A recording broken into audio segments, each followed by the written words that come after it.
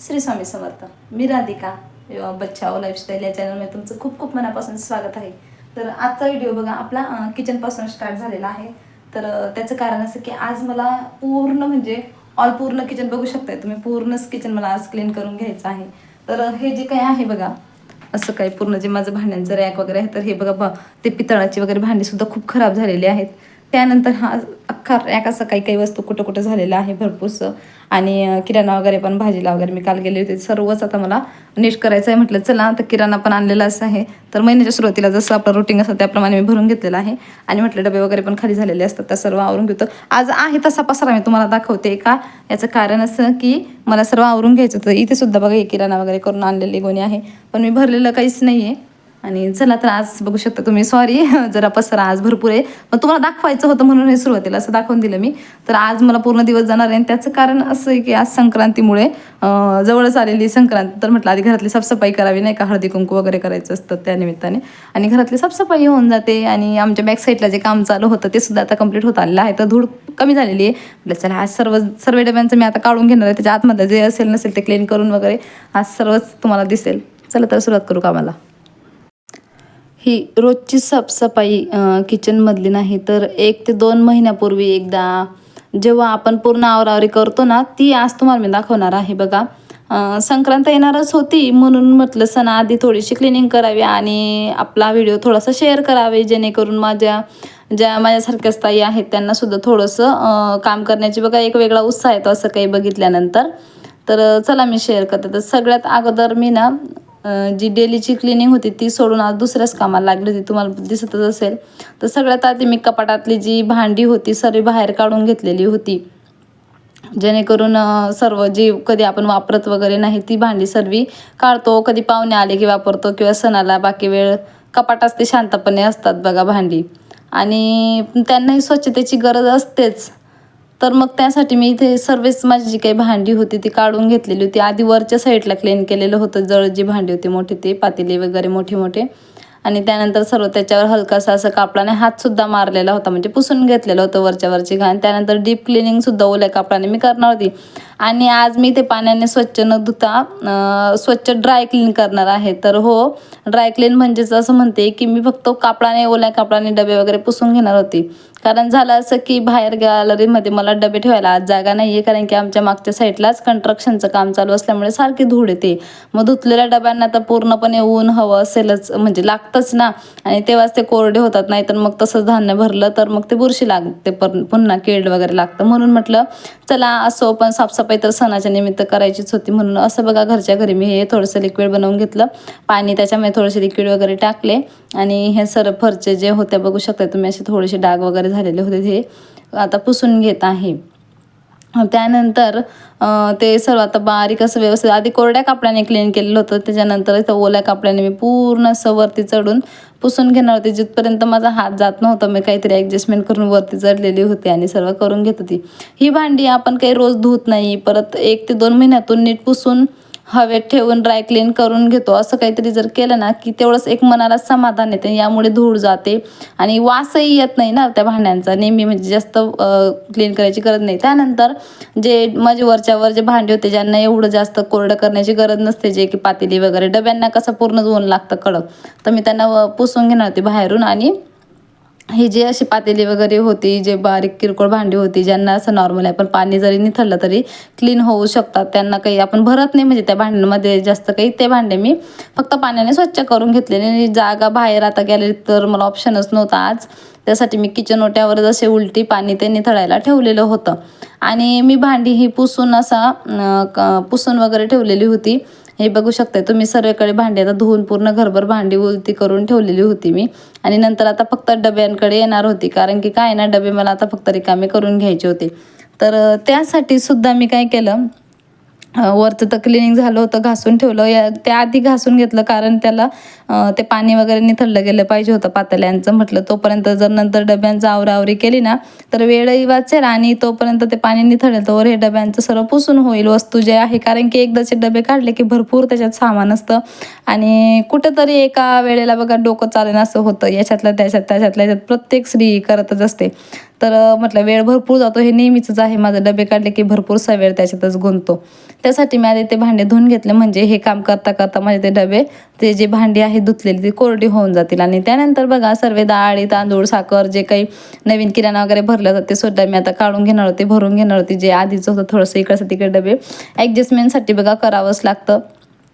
आणि थोडंसं नीटनेटकंही करून घेतलेलं होतं, म्हणजे कीड वगैरे लागू नये असं.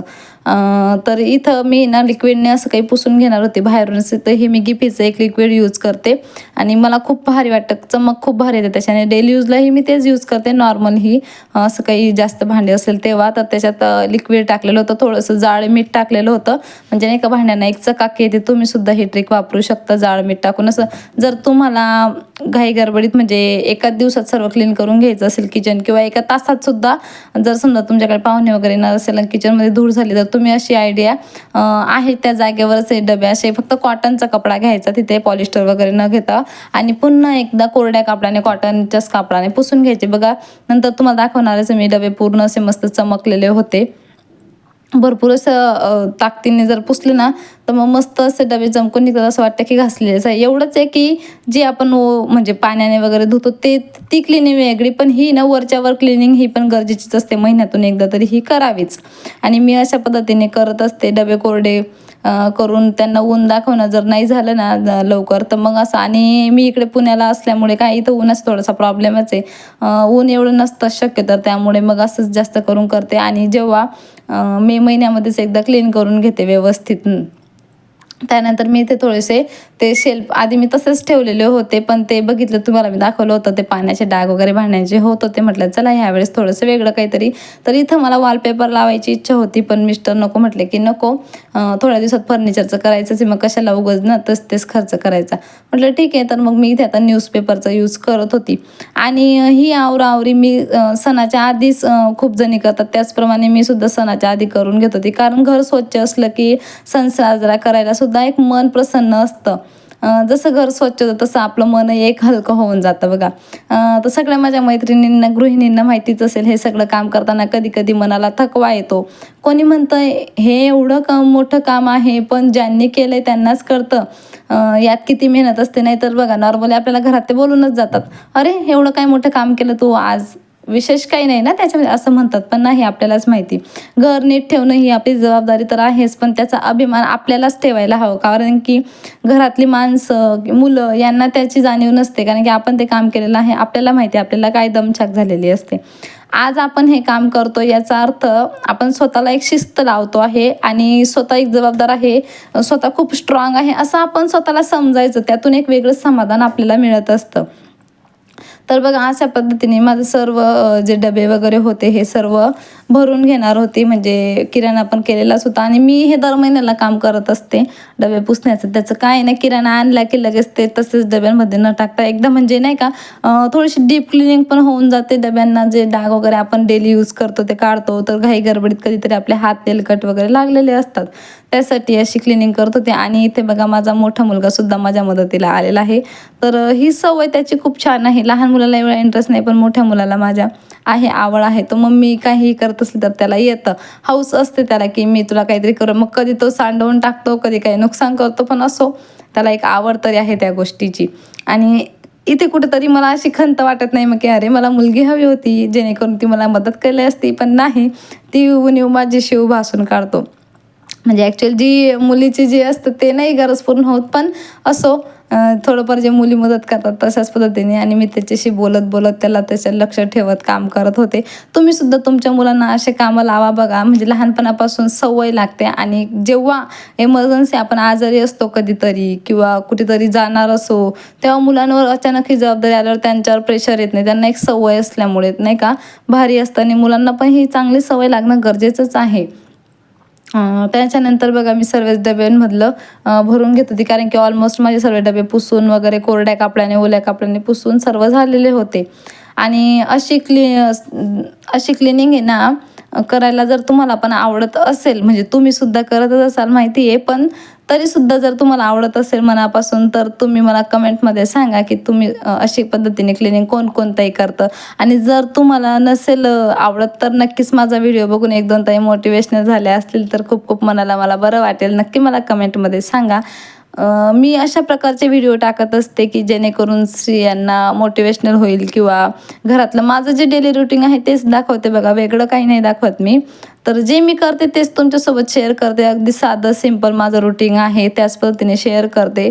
आणि जर तुम्हालाही आवडत असेल तर प्लीज आपल्या चॅनलला सबस्क्राईब करा, म्हणजे सबस्क्राईब करून नोटिफिकेशन तुम्हाला येतील, बेल आयकॉन जर दाबलं तुम्ही तर, आणि मग तुम्हाला असे नवनवीन व्हिडिओ येतील.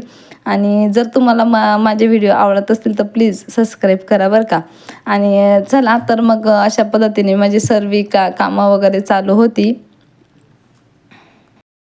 त्यानंतर इथे मी सर्व आता कामं झालेली होती ऑलमोस्ट, आणि उशीरही भरपूर झाला होता.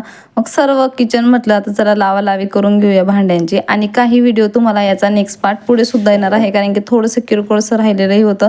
काय होतं ना की मुलांना घ्यायला परत दोघं मुलांचा टाईम वेगळा असल्यामुळे त्याच्यातही माझा 1-1 तास गेलेला होता, खाली जाऊन बसची वाट वगैरे बघायची म्हणून.